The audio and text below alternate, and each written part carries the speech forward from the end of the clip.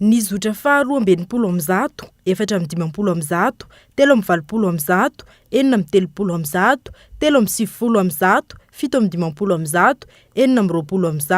4 4 ireo no tapa-kevitra ny ampiatra ny fampiakarana ny sarandalana taksi be ho 500 ariary manomboka amin'ny voalohan'ny volana septambra ho avy izao, izay mivondrona ao anatin'ny kooperativa miisa 9 izay tsy manaiky ny andraso intsony. Marazo izay mpitatotra satria ny solika efa miakatra, ny kojakoja fampiasa amin'ny fiara efa miakatra,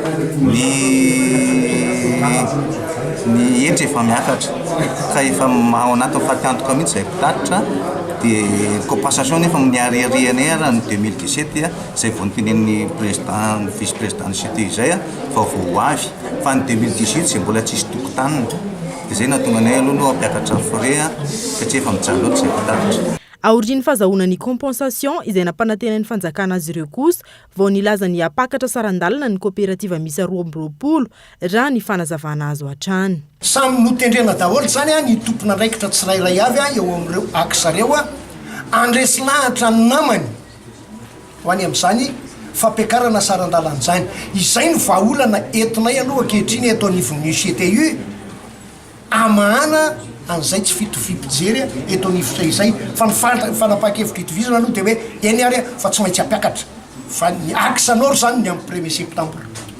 Raha ny zava-misy nojerena, lasibatra trano ny vahoaka madinika amin'ny itony toe-javatra tahaka itony. Ny ICTU miaro ny mpitatotra ao aminy sy ny tombotsoany, ny fanjakana mizingizina amin'ny heviny tsy hita izay vahaolana mazava amin'ny resaka vidin'ny solika, iza kosa ny mba hiaro ny vahoaka amin'ny fahantrana efa tsy hita izay hanaovana azy.